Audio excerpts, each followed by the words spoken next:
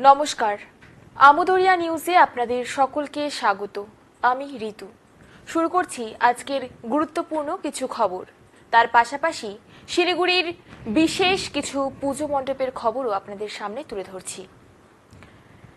শিলিগুড়ির হায়দারপাড়া স্পোর্টিং ক্লাবের পুজো এবারের বিশেষ আকর্ষণ বন্দি শৈশব।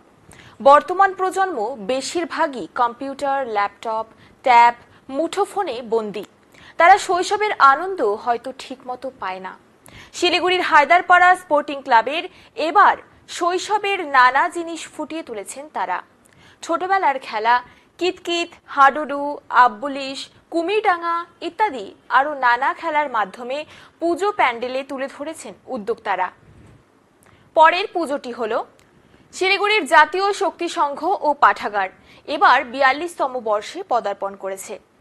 এই ক্লাবের বিশেষ আকর্ষণ কাল্পনিক বুদ্ধ মন্দির। পুরো মণ্ডপ সজ্জাটি করা হয়েছে প্লাস্টিকজাত জিনিস দিয়ে। প্লাস্টিকের বোতল, চামচ রং করে ডিজাইন করে মণ্ডপটি সজ্জিত করা হয়েছে।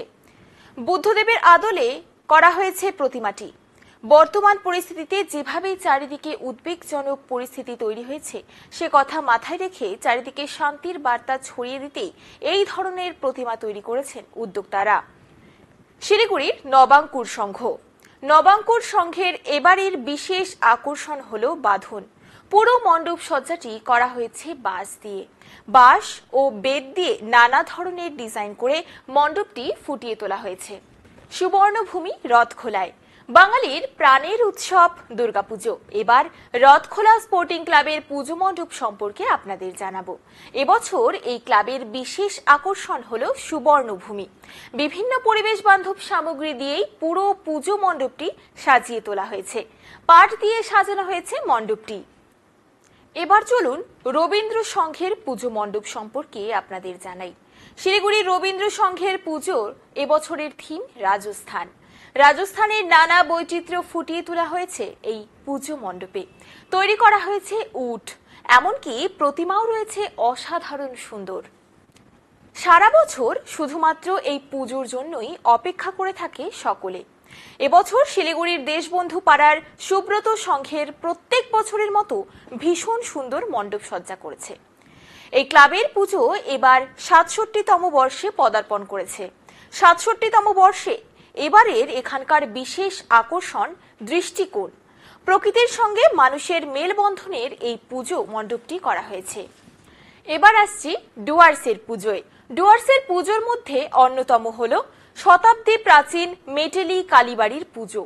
এই পুজোর বৈশিষ্ট্য হল এখানে এক কাঠামোয় সপরিবারে বিরাজ করেন দেবী দুর্গা। এবারও তার ব্যতিক্রম ঘটেনি। এবার এই ক্লাবের পুজো ১৫২তম বর্ষে পদার্পণ করেছে। এবার আসছি আবহাওয়ার খবরে। উত্তরবঙ্গেও কোথাও ভারী বৃষ্টির কোনো সম্ভাবনা নেই। তবে এদিন দক্ষিণবঙ্গের উপকূল ও সংলগ্ন ৪-৫ জেলায় বজ্রবিদ্যুৎ সহ হালকা থেকে মাঝারি বৃষ্টির সম্ভাবনা থাকবে। পুজোয় দুর্যোগের সম্ভাবনা নেই। বিক্ষিপ্তভাবে ২-১ জায়গায় হালকা বৃষ্টির সম্ভাবনা রয়েছে, তবে ভারী বা টানা বৃষ্টির কোনো সম্ভাবনা নেই। এবার আসছি পরের খবরে। মেক্সিকো উপসাগরে সৃষ্ট ভয়াবহ হ্যারিকেন মিল্টন এগোচ্ছে ফ্লোরিডার দিকে। সোমবার থেকে ঘন্টায় ১৪৫ কিলোমিটার বেগে এই ঝড় ফ্লোরিডায় ধ্বংসলীলা চালাবে বলে আশঙ্কা করা যাচ্ছে। ফ্লোরিডার পশ্চিম উপকূলে বাসিন্দাদের স্থানান্তরের কাজ চলছে। বুধবার ঝড় প্রবলভাবে আছড়ে পড়ার আশঙ্কা করা হচ্ছে। আসছি পরের খবরে। গোল্ডেন উইক জুড়ে ধর্মস্থান হোক কিংবা প্রাকৃতিক মনোরম পরিবেশ, ছোট গ্রাম হোক কিংবা জুয়া খেলার ঠেক, শহর ম্যাকাও চীনাদের উপচে পড়া ভিড় সর্বত্র। কি এই গোল্ডেন উইক? চীনাদের মধ্যে বছরের ৩টি ভাগে ৭ অথবা ৮ দিন জুড়ে ছুটি চলে। এই সপ্তাহগুলো একটি আসে জানুয়ারি অথবা ফেব্রুয়ারিতে, একটি আসে শ্রম দিবস অর্থাৎ ১লা মের সময়, আরেকটি আসে শরৎকাল, সাধারণত অক্টোবর মাস নাগাদ। এই বছর অক্টোবর মাসে ব্যাপক ভিড় দেখা যাচ্ছে। পর্যটকদের মধ্যে কম খরচে ভালো ঘোরার একটি প্রবণতা বেশি।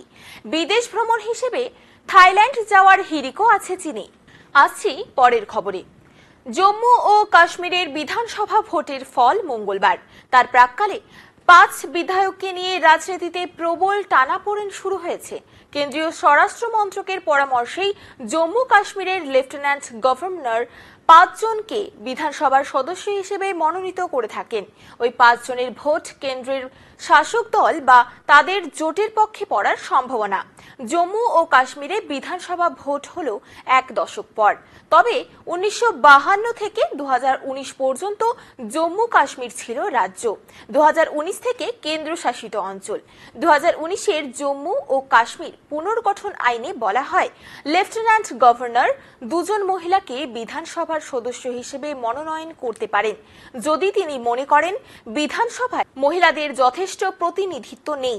আবার ২০২৩-এ ওই আইনের একটি সংশোধনী অনুযায়ী আরও ৩ জনকে বিধানসভার সদস্য হিসেবে মনোনয়নের সুযোগ রয়েছে। এখন এই পর্যন্তই। পরবর্তীতে ফিরবো অন্য খবর নিয়ে। ধন্যবাদ।